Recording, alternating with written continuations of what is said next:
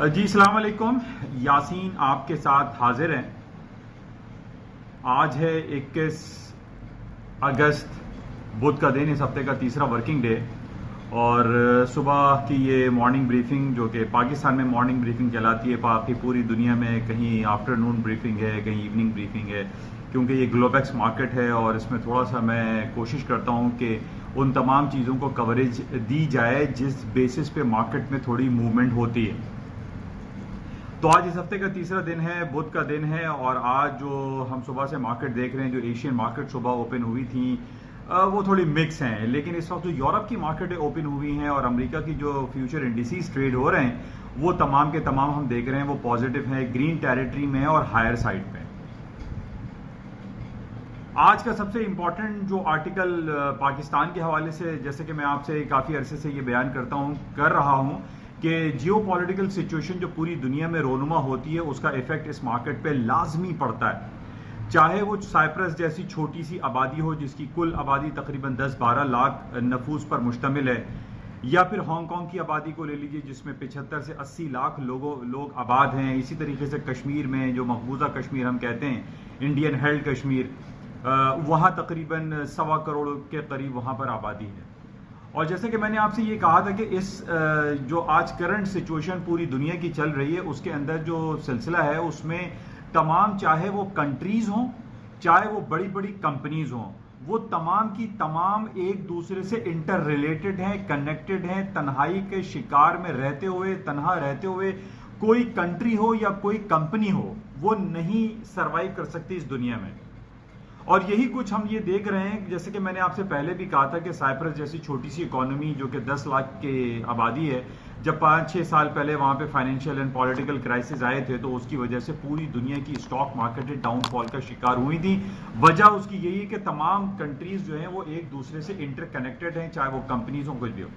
तो यही सूरत हाल आज हम देख रहे हैं। बड़ी इंपॉर्टेंट आज खबर लगी हुई है कि इंटरनेशनल कोर्ट ऑफ जस्टिस के अंदर पाकिस्तान कश्मीर इशू को पुटअप करेगा, लेके जाएगा। और उसके पास जो बड़े इंपॉर्टेंट फैक्टर्स हैं पाकिस्तान के पास कि जनाब, इसमें मैं पाकिस्तान और इंडिया की बात नहीं है, देखें ये एक इंसानियत की बात है और इंसान को हालात को बेहतर करने के लिए तमाम लोगों को कोशिश करनी चाहिए। वो अरब कंट्रीज हो, वो पाकिस्तान हो, वो इंडिया हो, वो अमेरिका हो, रूस हो, चाइना हो, कोई भी हो, क्योंकि इस पूरी दुनिया में एक हम और आप इंसान ही रह रहे हैं। और कोशिश ये करनी चाहिए कि दुनिया के तमाम हिस्सों में जहां पर ह्यूमन राइट वायलेशन हो रहा हो, जहां इंसानी जिंदगी जो है उसके ऊपर तंग कर दी जाए, उसके लिए आवाज उठाना जरूरी है। ये मेरी अक्रॉस द बोर्ड पाकिस्तान में भी और इंडिया में भी जो लोग रहते हैं उनसे ये दरखास्त है। अब पाकिस्तान के पास जो स्ट्रांग पोजीशन हमें दिखाई दे रही है, उसमें एक शिमला एग्रीमेंट है, उसमें जेनेवा कन्वेंशन है, उसमें यूनाइटेड नेशन का चार्टर्स हैं जो कि पेंडिंग का शिकार हैं। 60-70 सालों से यूनाइटेड नेशन की सिक्योरिटी काउंसिल में रेजोल्यूशंस पास होकर रखी हुई हैं, लेकिन उसको जो है अमली जामा नहीं पहनाया जाता। तो मैं ये समझता हूं कि इंटरनेशनल कोर्ट ऑफ जस्टिस में पाकिस्तान जो कोशिश कर रहा है कि वो इस केस को लेके जाए, और हम उम्मीद करते हैं ये पाकिस्तानियों के लिए भी अच्छा है, ये इंडियंस के लिए भी अच्छा है, कि अक्रॉस द बोर्ड पूरी इंसानियत के लिए भी अच्छा है कि वो तमाम लोग जो बहुत तकलीफ में जिंदगियां गुजार रहे हैं, कश्मीर हो या दुनिया का कोई भी हिस्सा हो, उसको जो है जल्द से जल्द सेटल डाउन होना चाहिए, हालात को बेहतर होना चाहिए। चाहे वो इसराइल और फलस्तीन का मामला हो या सीरिया और वहां के जो डिफरेंट इलाके हैं, जहां पे आप ये देखिए कि रोजाना मतलब 20 लोग रोजाना कत्लेआम कर दिए जाते हैं। तो ये हम सब की कोशिश होनी चाहिए कि अक्रॉस द बोर्ड पूरी दुनिया के हालात बेहतर हों। बहरहाल इंटरनेशनल कोर्ट ऑफ जस्टिस में पाकिस्तान का ये केस लेके जाना ये एक खुश आइन बात है, और हमारी दुआ है कि इसमें एक इंसानियत जो है उसको जो है बेनिफिट हो, फायदा हो। जो पिछले 60-70 सालों से जो है वो केसेस पेंडिंग का शिकार है, वो जल्द अज जल्द हल हो सके। बहरहाल इसके अलावा जो मार्केट की जो सूरत हाल हमें दिखाई दे रही है, वो आज थोड़ा सा 20-30% कुछ नेगेटिव भी है एशियन एंड यूरोपियन मार्केट, लेकिन ज्यादातर जो मार्केट में देख रहा हूं वो तमाम पॉजिटिव हैं। यानी S&P, डाउ जोन्स, नेस्डैक और इसके अलावा फुटसी और यूरोप के जो दूसरे स्टॉक्स हैं वो आज पॉजिटिव की तरफ हमें दिखाई दे रहे हैं। जैसे कि मैंने आपसे ये पहले कहा था कि तकरीबन 3-4 दिनों से मार्केट रेंज बाउंड चल रही है। उसके रेंज बाउंड होने की एक तो वजह सबसे बड़ी ये है कि ये सालाना यानी एनुअली एक सिंपोजियम होता है जिसको हम जैक्सन होल सिंपोजियम कहते हैं, जो कि कैंसस सिटी अमेरिका के शहर में होता है। अच्छा, इसकी बड़ी इंपॉर्टेंस पिछले 4-5 दिनों से बहुत बयान की जा रही है। उसकी एक तो वजह ये तो मालूम ही है कि अमेरिका में इंटरेस्ट रेट कट होने के हवाले से जो खबरें हैं वो बहुत ज्यादा चलती चली जा रही हैं कि अमेरिका जनाब 50 basis point interest rate cut कर देगा, या अपना यहां तक बात हो रही है कि ट्रंप की तरफ से ये कहा जा रहा है कि अमेरिका को चाहिए कि वो 1% अपना इंटरेस्ट रेट कट करे। यानी आप ये सोचें कि अभी पिछले दिनों जो अमेरिका ने इंटरेस्ट रेट कट किया था 25 बेसिस पॉइंट, उस पर ही हमने देखा था कि मार्केट में बहुत ज्यादा मूवमेंट आ गई थी, चाहे वो गोल्ड हो, सिल्वर हो, करेंसी आइटम हो, या स्टॉक इंडिसीज हो, या इंडिविजुअल स्क्रिप्ट हो, उसमें बहुत ज्यादा मूवमेंट आई थी। अब 25 बेसिस पॉइंट पे जब मार्केट इतनी मूव कर सकती है, तो आप ये सोचें कि अगर जिस तरीके से ट्रंप साहब ने ये कहा है कि 1% इंटरेस्ट रेट अमेरिका को चाहिए कि वो कट कर दे, it's a huge amount of interest. यानी आप ये सोचें कि अगर 1% की बात की जा रही है तो ये तो एक बहुत बड़ा भूचाल मार्केट में आ जाएगा। तो बहरहाल ये कैंसस सिटी जो जैक्सन होल सिंपोजियम हो रहा है, ये यानी जुमेरात, जुमा और हफ्ता 3 दिन रहेगा। कल से ये शुरू हो जाएगा और जुमे के यानी पाकिस्तानी वक्त के मुताबिक शाम 7 बजे, जुमे की शाम 7 बजे फेड के चेयरमैन जर्मी पाल साहब वहां पे स्पीच देंगे, खिताब करेंगे, और उनकी स्पीच से हमें ये चेक करना है कि उनकी तरफ से क्या इंडिकेशंस आती हैं, क्या अमेरिका वाकई में 1% इंटरेस्ट रेट कट करने जा रहा है। लेकिन बहरहाल जो मैं डिफरेंट रिपोर्ट्स पढ़ रहा हूं उसमें ये कहा जा रहा है कि 1% तो बहुत ज्यादा है, लेकिन ट्रंप साहब की तरफ से ये इंडिकेशंस आई हैं कि इंटरेस्ट रेट 1% कट किया जाए, लेकिन माइट पॉसिबल इस दफा इंटरेस्ट रेट 25 बेसिस पॉइंट नहीं बल्कि 50 बेसिस पॉइंट कट कर दिया जाए। तो इस वजह से हम ये देख रहे हैं कि कट करने की जो खबरें बहुत ज्यादा बाज़गश्त हो रही हैं, इसकी वजह से स्टॉक मार्केट में तेजी आ गई है। आप ये देखें, कल भी S&P, डाउ जोन्स, नैस्डैक में तेजी का रुझान रहा। आज भी मार्केट सुबह सुबह जो खुली है वो तमाम पॉजिटिव है, प्लस टेरिटरी में मार्केट ट्रेड हो रही है, क्योंकि ये बात होना कि इंटरेस्ट रेट 1% या 50 बेसिस पॉइंट आप कह लीजिए कि कंफर्म होता चला जा रहा है, तो इस पे तो मार्केट बहुत ऊपर चला जाएगी। यानी डॉलर की मार्केट डाउन होगी, करेंसी मार्केट हायर साइड पे चली जाएगी, गोल्ड की मार्केट, सिल्वर की मार्केट, तमाम मार्केटें हायर साइड पे जाएंगी। इवन की स्टॉक मार्केट के लिए जो है, ये जो आपके इंटरेस्ट रेट कट होने का जो सिलसिला होता है, ये स्टॉक मार्केट के लिए बहुत पॉजिटिव होता है, क्योंकि आपकी जितनी भी बड़ी बड़ी कंपनीज है उनकी जो बोरोइंग कॉस्ट है वो रिड्यूस हो जाती है, वो कम हो जाती है, जिसकी वजह से स्टॉक मार्केट में जो बिजनेस एक्टिविटीज होती हैं वो बहुत ज्यादा ग्रो कर जाती हैं। आपका जीडीपी रेशियो बढ़ सकता है, आपकी इंडस्ट्रियल प्रोडक्शन में इजाफा हो जाएगा, आपकी कैपेसिटी यूटिलाइजेशन बेहतर हो जाएगी। यानी पहले ही हम ये देख रहे हैं कि पूरी दुनिया की जो स्टॉक मार्केट के साथ जो उनकी इंडिविजुअल कंपनीज हैं, like Apple iPhone, Amazon.com, Microsoft, Facebook, Mobil Exxon और लातादाद इतनी कंपनीज हैं, मल्टीनेशनल कंपनीज हैं अमेरिका में, जो कि billions and trillions of dollar के बेंचमार्क को क्रॉस किए हुए हैं। अब आप ये सोचिए कि अगर 1% इंटरेस्ट रेट कट हो जाता है, ये मैंने आपको कई दिनों से मैं ये कह रहा हूं, मैं अभी आपको ग्राफिकली कुछ प्रेजेंट करता हूं टेक्निकल ग्राउंड पे, कि जो करेंसी मार्केट की मूव है पिछले 1.5-2 महीने, 6 महीने से आप ले लीजिए कि मार्केट में मूव नहीं आ रही है। एक तरफ हम स्टर्लिंग की मार्केट पहले देख रहे थे 3-4 महीने पहले 1.26, 1.27, 1.30 चल रहा था। अभी पिछले 2 महीने से स्टर्लिंग की मार्केट 1.20, 1.21 पे चल रही है,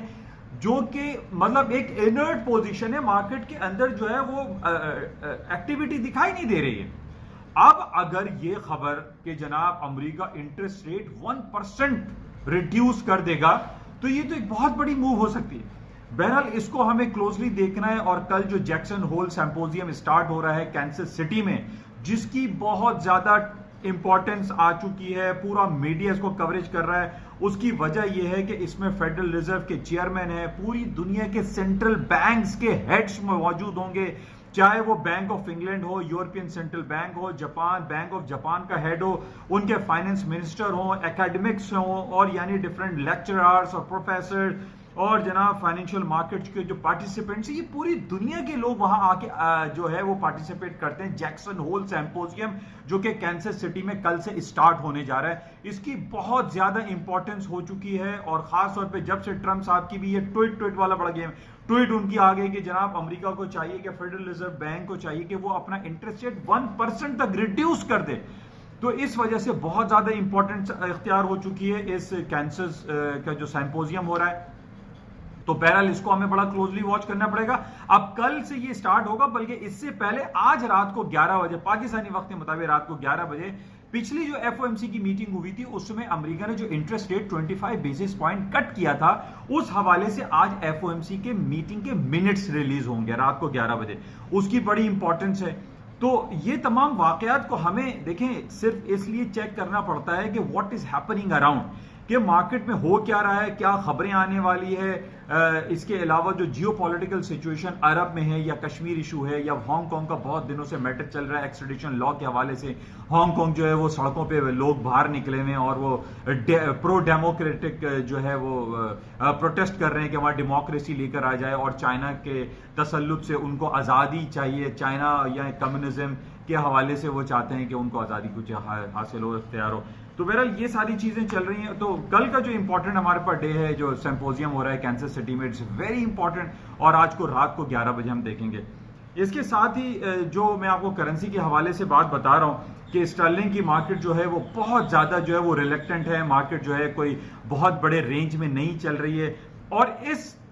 मैं इंपॉर्टेंस इसलिए दे रहा हूं कि अगर इंटरेस्ट रेट आज रात 11 बजे जो एफओएमसी की मिनट्स हैं और जो सिंपोजियम में अगर हमें कहीं कोई इंडिकेशन ऐसी मिल जाए कि अमेरिका जो है वो इंटरेस्ट रेट वाइडली जो बहुत ज्यादा बढ़ा कट करने वाला है, मार्केट में बहुत बड़ी मूव आ सकती है। खासतौर पे गोल्ड की मार्केट के हवाले से मैं पिछले दिनों में आपको मैंने लेवल दिए थे कि 1490 बहुत इंपॉर्टेंट था। अभी 1493 का इसने लो किया था, उसके बाद मार्केट दोबारा शूटअप कर गई, तकरीबन 1504-5 अभी भी इस वक्त चल रही है। तो मार्केट में अगर इंटरेस्ट रेट की जो सिलसिला है ये बहुत ज्यादा कंफर्म होता चला गया कि इंटरेस्ट रेट बहुत ज्यादा कट होगा 50 बेसिस पॉइंट या 75 बेसिस पॉइंट, तो मार्केट में बहुत ज्यादा मूव आ सकती है, खासतौर पे गोल्ड एंड करेंसी मार्केट में। गोल्ड में तो हम देख ही रहे हैं पिछले 3-4 महीनों से जो मैं आपको लेवल दे रहा था 1165, 1265, 1365, 1465, अब 1565 की तरफ सफर रवा दवा है टेक्निकल ग्राउंड पे, और एज वेल एज जो जियोपॉलिटिकल सिचुएशन गंभीर है अरब कंट्री में, कश्मीर में, आपका हांगकांग में, जिसकी वजह से गोल्ड जो कि प्रीशियस मेटल और सेफ हेवन गिरदाना जाता है, इसकी मार्केट में तेजी आ सकती है। और प्लस इंटरेस्ट रेट अगर कट ज्यादा हो जाता है तो गोल्ड की मार्केटें बहुत ज्यादा तेज हो सकती हैं। अच्छा, इसके अलावा जो करेंसी मार्केट की हम बात कर रहे हैं जिसमें ब्रेक्जिट के हवाले से कि हार्ड ब्रेक्जिट होगा, वो mister Hong Kong, mister king Kong मैं कहता हूं उनको, बोरिस जॉनसन जो वजीर आजम बने हैं इंग्लैंड के, वो कहते हैं कि मैं निकालूंगा इसको, ब्रेक्जिट कराऊंगा और मैं जो हूं इसको खत्म करा दूंगा, और यूरोपियन यूनियन से 46 ईयर्स ऑफ मैरिज जो है वो बरतानिया का खत्म कर दिया जाएगा। तो इसको हार्ड ब्रेक्जिट का वर्ड दिया जा रहा है कि it will be the hard Brexit, कि जनाब बाय हुक और बाय क्रूक, कि किसी भी तरीके से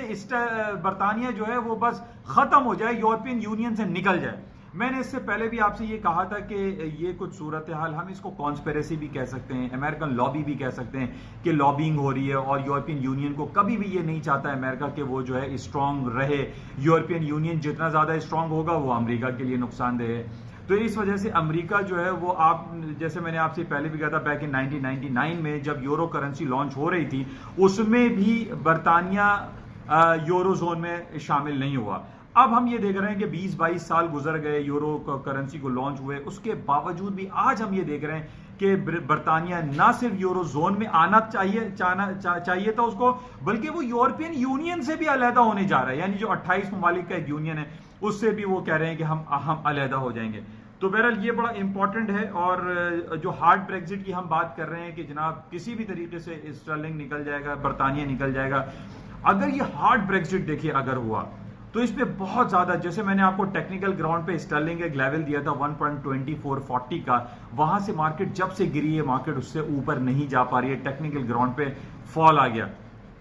और अभी भी मार्केट देख लें 1.21 के करीब करीब चल रही है। और हार्ड ब्रेक्जिट अगर होता है जिसकी 31 अक्टूबर लास्ट डेट है, अगर हार्ड ब्रेक्जिट होता और ये सिलसिले चलते रहे और ये कंफर्म होता चला गया, तो हार्ड ब्रेक्जिट का मतलब यह है कि स्टर्लिंग की मार्केट तो बहुत ज्यादा फॉल डाउन हो जाएगी। इसका जो टेक्निकली 1.19 का या 1.14 का लेवल है कि माइट पॉसिबल मार्केट उसको भी टच कर जाए। तो बहरहाल ये बड़ा इंपॉर्टेंट हमारे लिए है, और कि हार्ड ब्रेक्जिट होता है या नहीं होता है इसको हमें क्लोजली देखना पड़ेगा। अच्छा, एक बड़ा इंपॉर्टेंट मैं कल पॉइंट देख रहा था, उसमें बैक इन 1971 में मैं चला गया,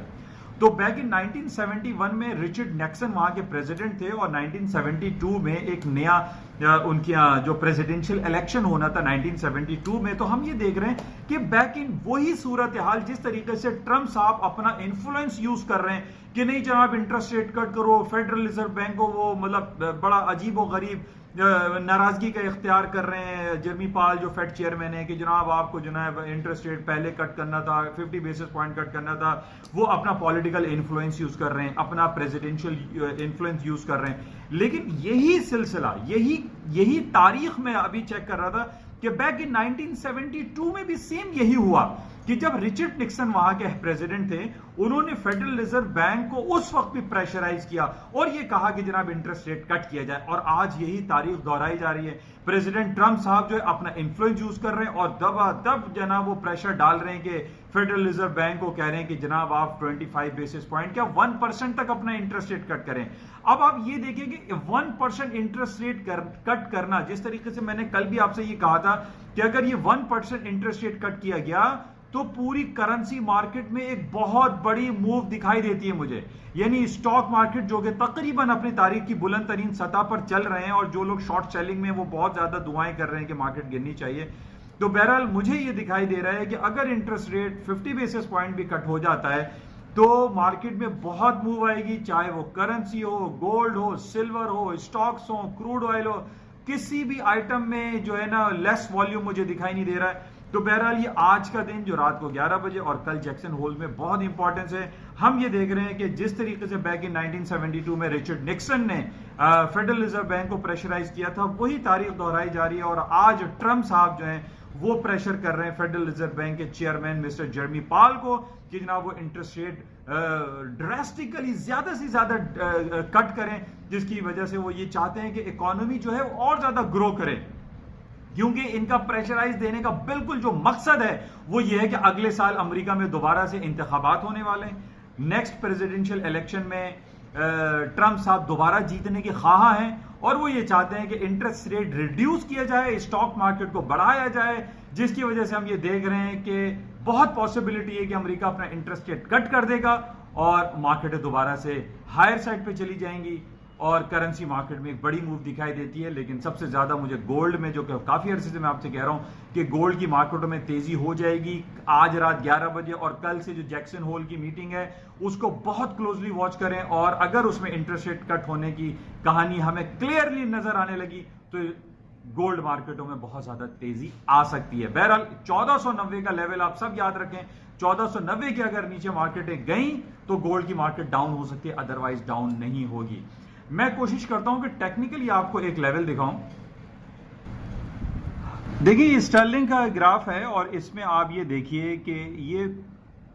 1.20 नीचे और 1.21, यानी आप ये देखें कि 100 पॉइंट की तकरीबन इसके अंदर मूव आ रही है।